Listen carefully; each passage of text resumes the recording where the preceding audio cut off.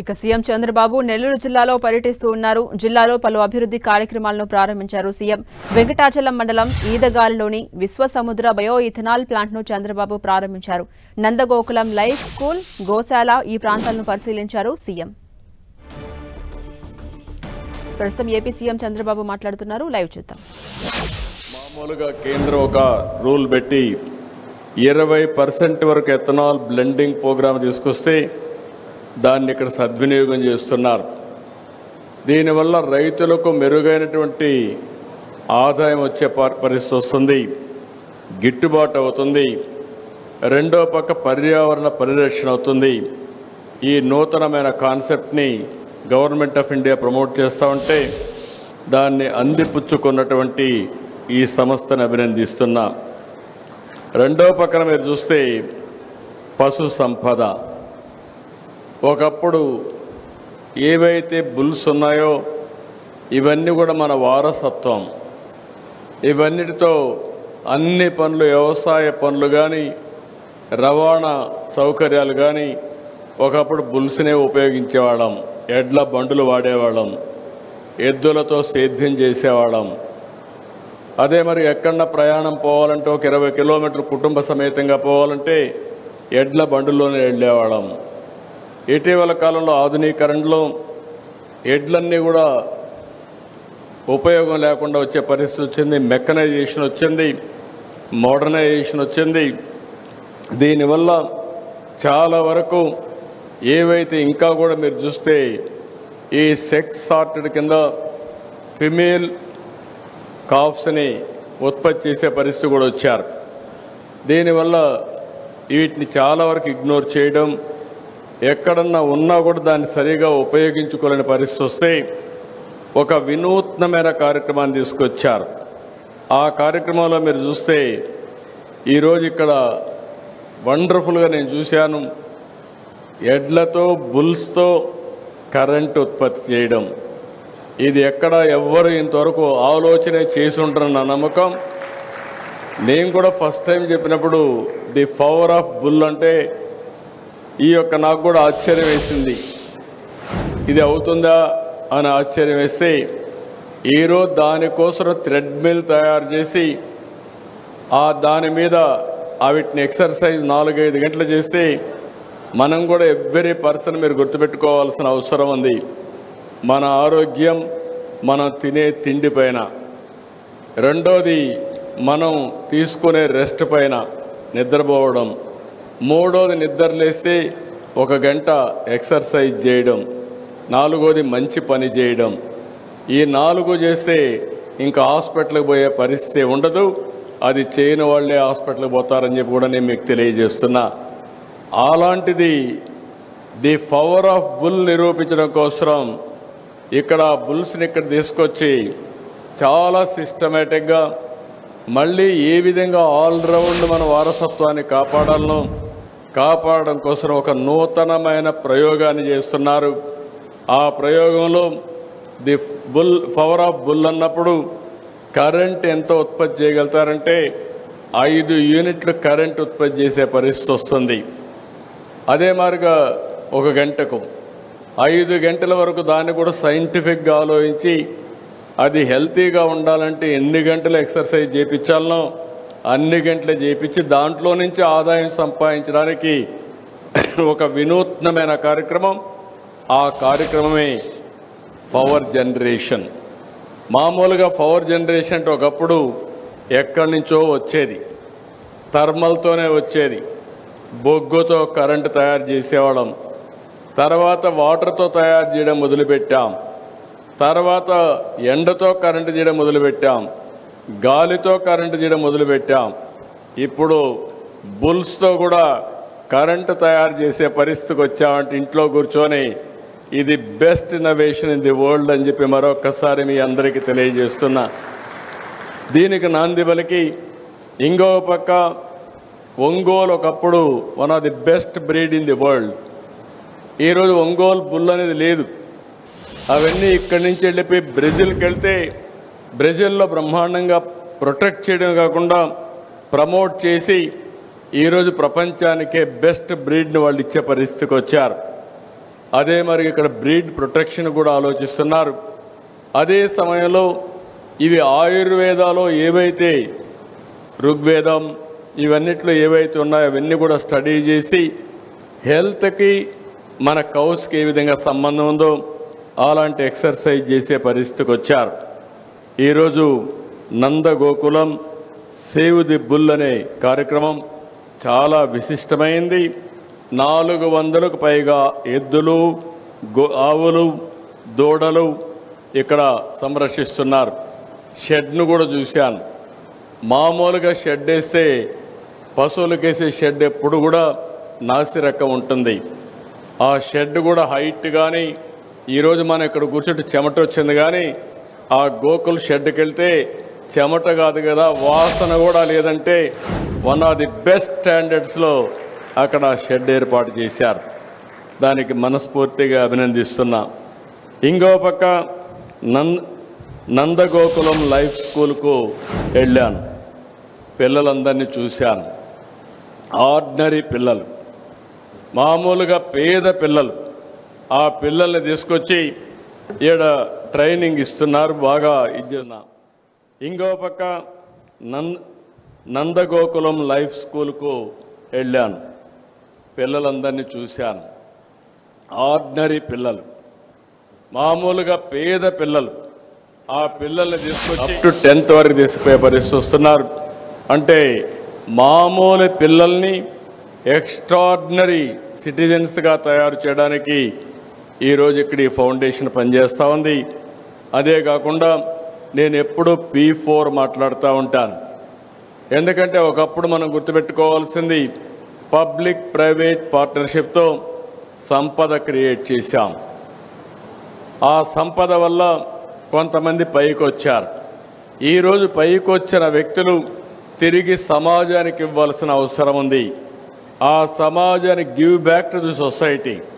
ఆ కార్యక్రమంలో శశిధర్ గారిని మీరు చూస్తే 19 ఎకరాలు ఇంటర్నేషనల్ స్టాండర్డ్స్. నేను పిల్లల్ని చూశాను, ఎంత కాన్ఫిడెంట్గా ఉన్నారంటే అంత కాన్ఫిడెంట్గా ఉన్నారు. ఒక 20 మంది ఉంటే ఎత్తుక్కోకుండా భవిష్యత్తులో నీవేమవుతావంటే వాళ్ళ యాంబిషన్ చాలా చక్కగా చెప్పగలిగారంటే ఫస్ట్ ఆఫ్ ఆల్ నేను అభినందిస్తున్న చిన్న వయసులో ఒక ఆత్మవిశ్వాసాన్ని కలిగించిన ఈ ఫౌండేషన్ని మనస్ఫూర్తిగా అభినందిస్తున్నానని చెప్పి కూడా నేను మీకు తెలియజేస్తున్నా. ఇప్పటికే ఇలాంటివి మంచి కార్యక్రమాలతో ముందుకు పోతున్నారు. ఇలాంటి కార్యక్రమాల వల్ల నేను అందుకని ప్రతి ఒక్కరికి ఒక పిలుపిస్తున్నా. ప్రతి ఒక్కరు కూడా గుర్తుపెట్టుకోవాలి, సమాజం వల్ల మనం పైకి వస్తాం. సమాజం వల్ల పైకి వచ్చిన వాళ్ళు తిరిగి సమాజానికి పే బ్యాక్, గివ్ బ్యాక్ అది చేయాల్సిన బాధ్యత ఉంది. సమాజానికి తిరిగి ఇవ్వాలంటే మనమందరం కూడా డబ్బులు ఇవ్వడంతో కాదు. డబ్బులు ఎవరైనా దానం చేయగలుగుతారు, అది కాదు ఇక్కడ. ఈరోజు ఈ స్కూల్ని మోడల్ని చూస్తే ఆయనకు డబ్బులు ఉండొచ్చు, కానీ ఒకసారి వన్ టైం డొనేషన్ చేయొచ్చేమో, కానీ అది కాకుండా పిల్లల్ని ఐడెంటిఫై చేసి వాళ్ళందరినీ ఇక్కడ తీసుకొచ్చి వన్ ఆఫ్ ది బెస్ట్ ఫ్యాకల్టీని తయారు చేసి బెస్ట్ ఎడ్యుకేషన్ కరికులం తయారు చేసి వాళ్ళు ఒక నమ్మకాన్ని కల్పించి బెస్ట్ సిటిజన్స్గా తయారు చేస్తున్నారు. ఫ్యూచర్ కోసం నేను ఇప్పుడే చూశాను. అంటే 3వ తరగతి చదివే పిల్లలు మెషిన్ లెర్నింగ్, ఆర్టిఫిషియల్ ఇంటెలిజెన్స్ వాడే పరిస్థితికి వస్తున్నారు. అంటే మనం ఇది ఒక గేమ్ చేంజర్గా తయారవుతుంది. నేను ఎన్నోసార్లు చెప్పాను, ఈరోజుండే మన పిల్లలు ప్రపంచాన్ని శాసించే శక్తి, తెలివితేటలకు ఉన్నాయి. వీళ్ళకి సరైన ఎడ్యుకేషన్ ఇవ్వగలిగితే ఏదైనా చేస్తారని నా నమ్మకం. అలాంటి నమ్మకానికి ఒక ప్రతిరూపంగా P4 మోడల్లో one of the best school నడుపుతున్నటువంటి శశిధర్ ఫౌండేషన్ని మరొకసారి మీ అందరి తరపున అభినందిస్తున్నా. కంగ్రాచులేషన్స్. ఇక్కడికి వచ్చినప్పుడు నెల్లూరు జిల్లా ఇది రైట్ ప్లేస్. ఇది ఈరోజు ఇక్కడ చూస్తే ఒక పక్కన సోమశిల, కందలేరు 2 బ్యూటిఫుల్ ప్రాజెక్ట్స్ ఉన్నాయి.